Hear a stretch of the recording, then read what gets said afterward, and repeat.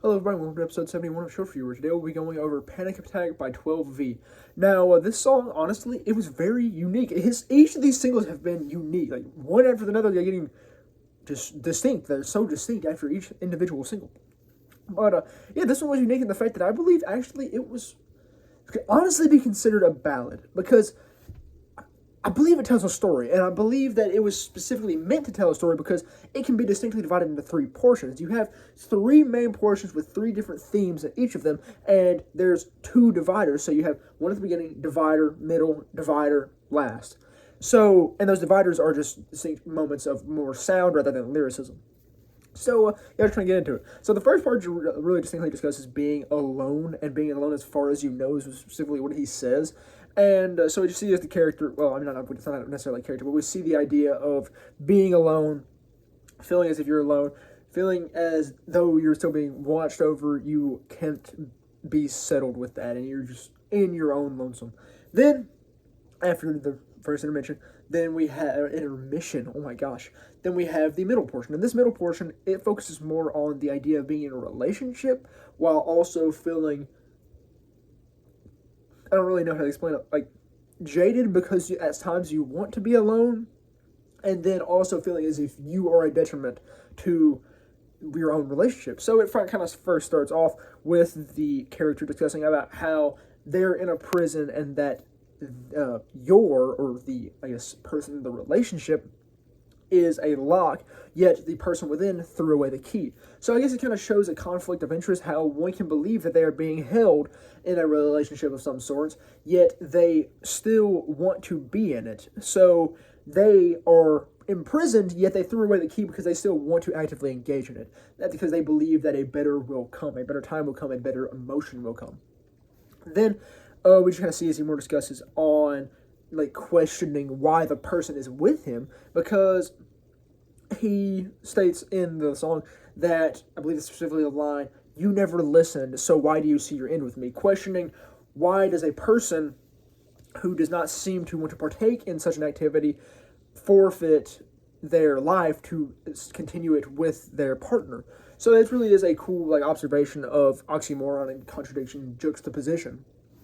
But yeah, so we see that, and then we see the line of I believe we would be better off if I was forgotten. I'm only asking. I believe it's like, will you please forget me? I'm only asking a favor. I believe we'd be better off forgotten. It's something like that. That's not the exact line, but yeah, then that shows more of a development in the relationship of, yes, I believe that there is an issue here, but now I'm perceiving myself as the issue.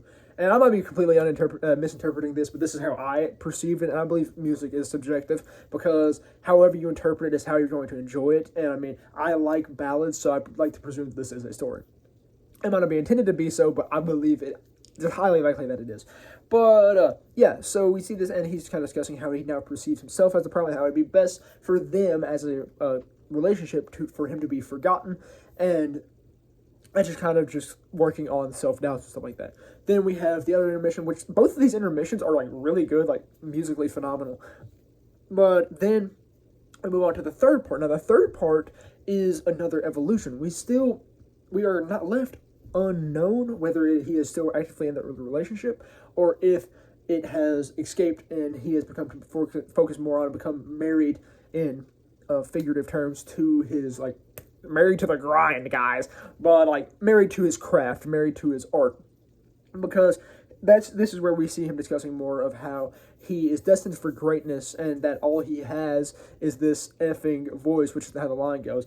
But yeah, so we see this, and he's discussing how he is destined for greatness, how he will be something, and he has now taken a grasp of his own life. He has become his own master. He no longer feels doubt in his ability, and yes, he is sorrowful in the idea that all he has is his voice, and that he's living through music. However, he has taken a hold of his life. He's grabbed it by the reins, and yes, there is room for improvement. However, it is now his own, and he doesn't, like, I guess, see himself as detrimental really in any way. He sees himself as a being that will exceed his own limits.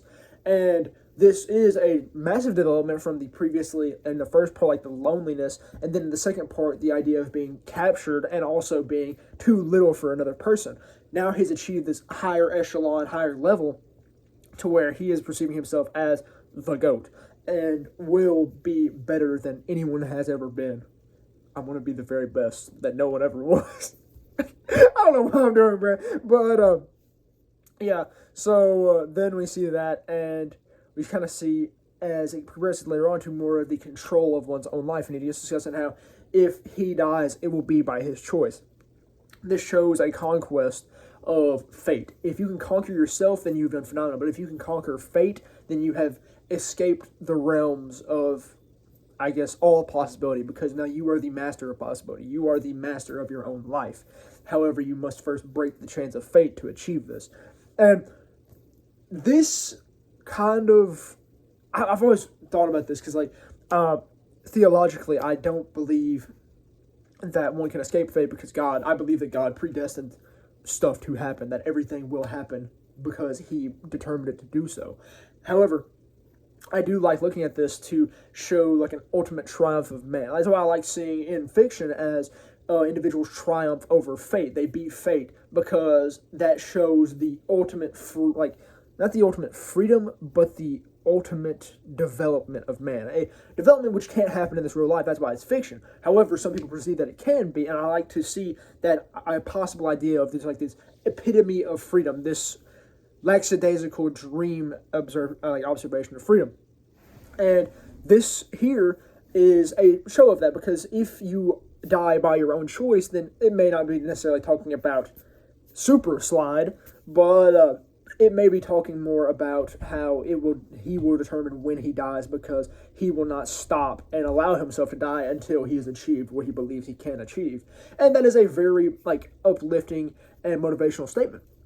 Because if you are so determined, so driven that your body cannot physically cease to be until you have achieved what your goal is, and that is superb. That is a beautiful thing.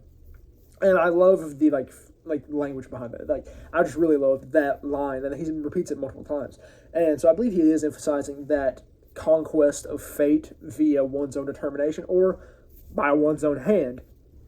But yeah, so this song, like I said, was really good. I really like the complexity of it, which I might just be looking too much into it. I might be pulling some video essayist chicanery and yanking too much out of something that isn't really meant to be that looked into.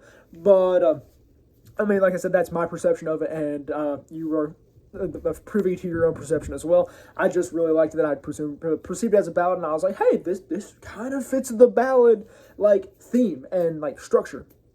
So it was just really cool to see that, and especially from Nico, because I love Nico's music already. So combining it with lyricism that created a ballad, which is one of my favorite types of music. But yeah, so that's just really cool to see, because I've always loved ballads, and I just love a story. I mean, can you believe it? I love a story. But yeah. So it was cool to see that, and like I said, in this song, the music is actually just phenomenal too. It's got great beats and all of that. There's predominantly a snare drum and acoustic guitar, I presume it is, in the background. So it was just really great to hear that good combination. Because I'm really usually not massive on snare drums; they hurt my ears. But I did really like the snare drum's presence in this song, because it added a nice tinge to it, but a nice little to it. But yeah, that's all I really have to say about Panic Attack by 12V, and all I really have for episode 71 of Shelf Review. So thank you very much for watching.